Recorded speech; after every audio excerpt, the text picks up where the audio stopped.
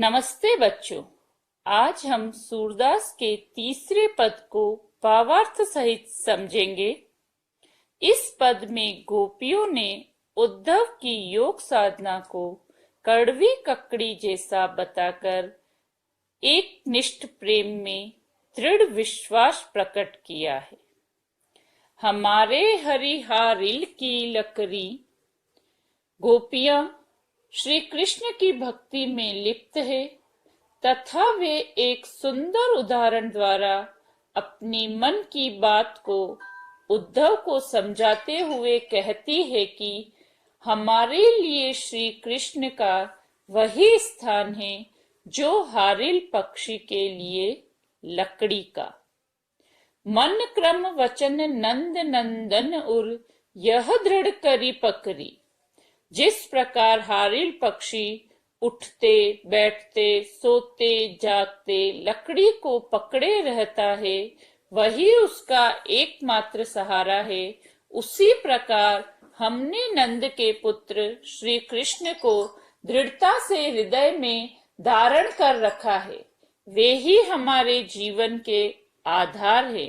वे मन वचन हृदय से हमारे हैं। जागत सोवत स्वप्न दिवस निसी कान्हा कहना जकरी। हम सोते जागते स्वप्न में दिन रात केवल कान्हा कहना रटती रहती हैं।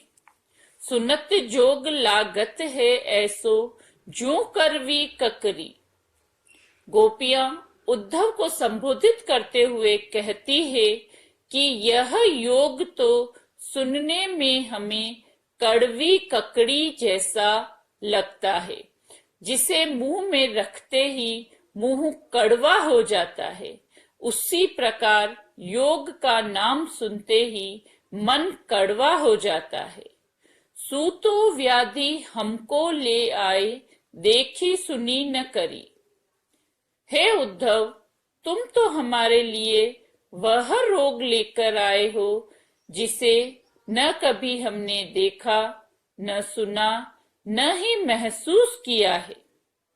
यह तो सुर तीन ही ले सोपो जिनके मन चकरी।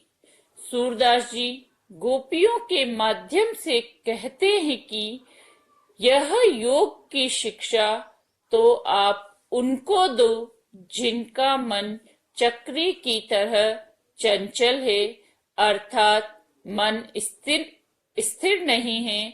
उन्हें योग से शायद स्थिरता प्राप्त हो जाए। हमारा मन तो श्री कृष्ण के प्रेम में डूबकर स्थिर हो गया है। हमें योग की आवश्यकता नहीं है। नमस्ते बच्चों।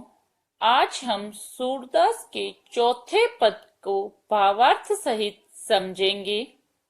इस पद में गोपियां उद्धव को ताना मारती है कि अब श्री कृष्ण ने राजनीति पढ़ ली है, और पद के अंत में गोपियां उद्धव से श्री कृष्ण को राजधर्म याद दिलाने के लिए कहती हैं।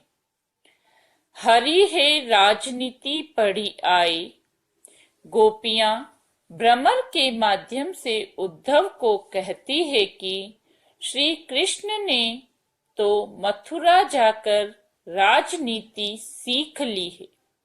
समुझी बात कहत मधुकर के समाचार सब पाए। गोपियां कहती है कि जो समाचार हमें उद्धव के द्वारा मिले हैं वह हमने अच्छी तरह समझ लिए हैं।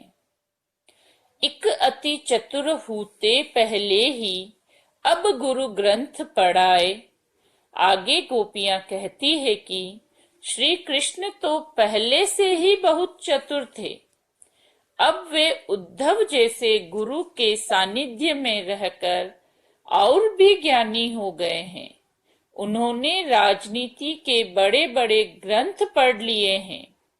अब वे बदल गए हैं तथा प्रेम के स्थान पर योग को महत्व देने लगे हैं। बड़ी बुद्धि जानी जो उनकी जोग संदेश पढ़ाए। गोपियां कहती है कि उनकी चतुराई तो इसी से पता चलती है कि उन्होंने हम अबलाओं के लिए योग जैसा कठिन संदेश भेजा है। ऊधे भले लोग आगे के परहित डोलत धाई।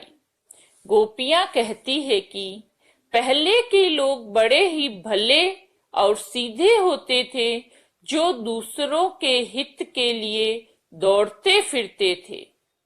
इस कथन के माध्यम से गोपियां परोक्ष रूप से उद्धव पर व्यंग्य करती है और कहती है कि उद्धव ऐसे ही लोगों में से एक हैं जो गोपियों का भला करने के लिए इतनी दूर से दौड़े चले आए हैं। अब अपने मन फेर पाइए, चलत जू हुते चुराए। आगे गोपियां कहती है कि अब हमें अपना मन वापस चाहिए, जो श्री कृष्ण मथुरा जाते समय चुरा कर ले गए थे। ये ते क्यों अनिति करे आपुन, जे और अनिति छुड़ाए। गोपियां कहती है कि श्री कृष्ण जो अनिति का खंडन करने वाले हैं, ऐसे नीतिवान कृष्ण हमें ज्ञान व योग का संदेश देकर हमारे साथ क्यों अन्याय कर रहे हैं। राजधर्म तो यही सूर जो प्रजा न जाही सताई। सूरदास जी की गोपियां कहती है कि वास्तव में राजधर्म तो वही है जिसमें प्रजा सुखी रहे, उसे कोई सताए नहीं। कृष्ण हमारे राजा हैं, वे हमें सताकर किस राजधर्म का पालन कर रहे हैं, यह गोपियां समझ नहीं पा रही है।